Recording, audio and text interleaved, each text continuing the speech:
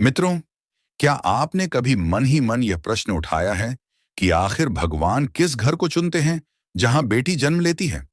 क्या यह केवल प्रकृति का नियम है या इसके पीछे कोई सूक्ष्म आध्यात्मिक योजना कार्य कर रही होती है? क्यों कुछ घरों में बेटी के आते ही वातावरण बदल जाता है, रुका हुआ काम बनने लगता है, परिवार के रिश्तों में मधुरता आ जाती है और पिता का कठोर स्वभाव भी कोमल हो उठता है? क्या सच में बेटी लक्ष्मी का स्वरूप होती है या वह परिवार की किसी परीक्षा का रूप लेकर आती है? आज हम इसी रहस्य को कर्म सिद्धांत की दृष्टि से समझने का प्रयास करेंगे, जैसा कि प्राचीन ग्रंथ गरुड़ पुराण में संकेत रूप में बताया गया है। वहां स्पष्ट किया गया है कि जन्म केवल शरीर का नहीं होता, जन्म आत्मा का होता है। और आत्मा वही स्थान चुनती है जहां उसका कर्म, उसका उद्देश्य और उसका पूर्व जन्मों का संबंध जुड़ा होता है। कहा जाता है कि बेटी केवल जन्म नहीं लेती, उसे चुना जाता है। पर प्रश्न यह है कि यह चयन कैसे होता है? भगवान किन गुणों वाले घर को बेटी के जन्म के योग्य मानते हैं? गरुड़ पुराण के कर्म सिद्धांत के अनुसार हर आत्मा अपने पूर्व जन्मों के कर्मों के आधार पर अगला जन्म प्राप्त करती है। कोई भी जन्म आकस्मिक नहीं होता। यदि किसी घर में बेटी जन्म लेती है तो वह केवल जैविक प्रक्रिया नहीं, बल्कि एक आध्यात्मिक घटना भी होती है। पहला संकेत यह है, जहां स्त्रियों का सम्मान होता है, जिस घर में मां को केवल जिम्मेदारी नहीं बल्कि आदर मिलता है, जहां बहन की आवाज दबाई नहीं जाती, जहां पत्नी को साथी समझा जाता है, वहां की ऊर्जा संतुलित और कोमल होती है। ऐसी ही ऊर्जा शुभ आत्माओं को आकर्षित करती है। शास्त्र संकेत देते हैं कि जहां नारी का अपमान होता है वहां पुण्य क्षीण होने लगता है, पर जहां नारी का आदर होता है वहां देवत्व का वास होता है। इसलिए बेटी का आगमन उस घर के संस्कारों की पुष्टि भी माना जाता है। दूसरा गुण है करुणा। जिस घर में भूखे को भोजन दिया जाता है, पशु पक्षियों तक का ध्यान रखा जाता है, जहां दूसरों की पीड़ा को महसूस किया जाता है, वहां संवेदनशील आत्माएं आकर्षित होती हैं। बेटी संवेदना की प्रतीक मानी गई है। वह उस आंगन में आती है जहां पहले से करुणा का बीज मौजूद हो। तीसरा गुण, पूर्वजों के प्रति श्रद्धा। गरुड़ पुराण में पितरों के सम्मान का विशेष महत्व बताया गया है। जिन घरों में पूर्वजों को स्मरण किया जाता है, श्राद्ध या तर्पण किया जाता है, वहां कुल की ऊर्जा स्थिर रहती है। कभी कभी बेटी कुल की ज्योति बनकर इसलिए आती है ताकि अधूरे संस्कार पूर्ण हो सकें। चौथा गुण, प्रेम का महत्व धन से अधिक होना। यदि किसी घर में हर निर्णय केवल लाभ हानि के आधार पर लिया जाता है तो वहां ऊर्जा भारी हो जाती है। लेकिन जहां त्याग, संतुलन और अपनापन हो, वहां बेटी का जन्म उस प्रेम को और गहराई देता है। और पांचवां गुण, स्वागत की भावना। कई बार कहा जाता है कि आत्मा गर्भ में आने से पहले ही माता पिता के विचारों को महसूस करती है। यदि मन में डर या अस्वीकार हो तो वह आत्मा ठहरती नहीं, पर जहां स्वागत का भाव हो वहां शुभ आत्माएं सहजता से आती हैं। लेकिन एक और सत्य भी है, कभी कभी बेटी ऐसे घर में भी जन्म लेती है जहां ये गुण पूर्ण नहीं होते। क्यों? क्योंकि वह परिवर्तन बनकर आती है। कुछ आत्माएं सुधार के लिए जन्म लेती हैं। वे अपने व्यवहार और प्रेम से परिवार की सोच बदल देती हैं। क्या आपने देखा है कि कुछ बेटियां घर में आते ही वातावरण बदल देती हैं? पिता का हृदय पिघल जाता है, दादा दादी का दृष्टिकोण बदलने लगता है। यह केवल संयोग नहीं बल्कि ऊर्जा का रूपांतरण है। तो क्या यह कहना सही होगा कि बेटी केवल चुने हुए घर में ही आती है? नहीं, कभी वह पुरस्कार होती है, कभी परीक्षा और कभी ईश्वर का संदेश। अब प्रश्न यह है, क्या हम अपने घर को उस चयन के योग्य बना रहे हैं? यदि बेटी भगवान का चयन है तो क्या हमारा व्यवहार उस चयन का सम्मान करता है? क्या हम उसे समान अवसर देते हैं? क्या हम उसे सपने देखने की स्वतंत्रता देते हैं?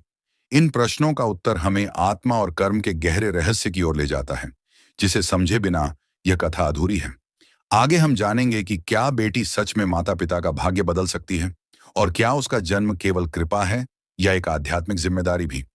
अब उस गहरे प्रश्न पर आते हैं, क्या बेटी का जन्म केवल ईश्वर की कृपा है या वह एक आध्यात्मिक उत्तरदायित्व भी है?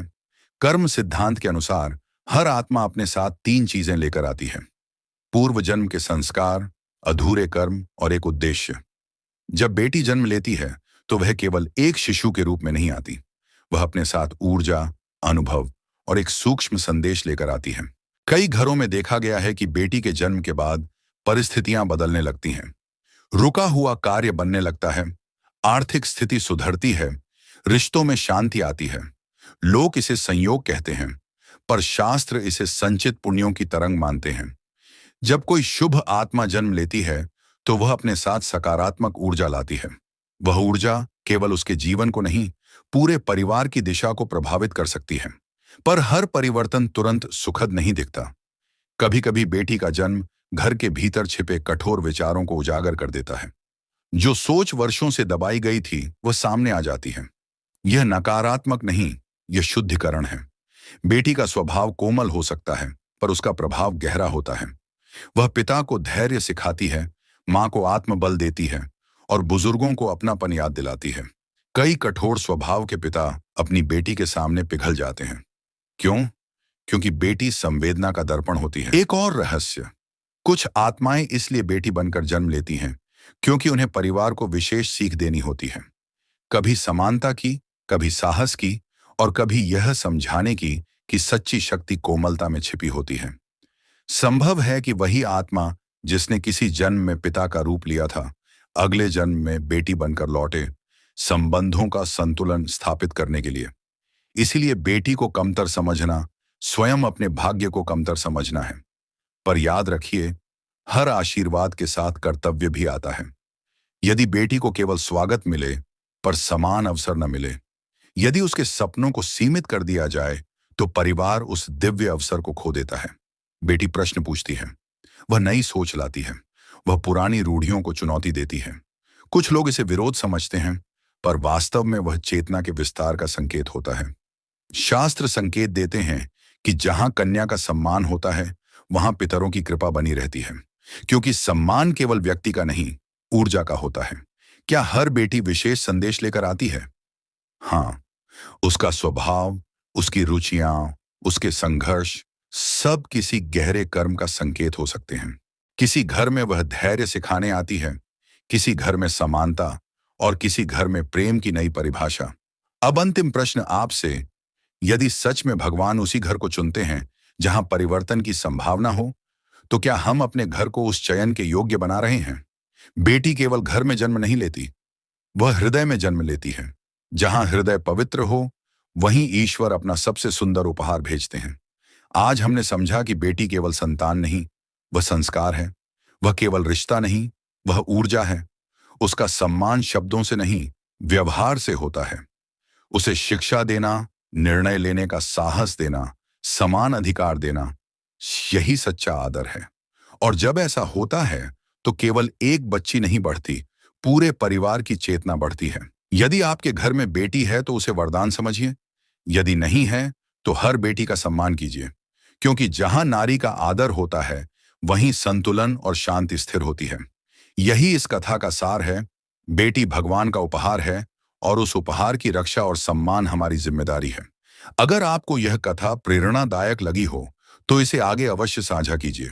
मिलते हैं अगले आध्यात्मिक रहस्य के साथ।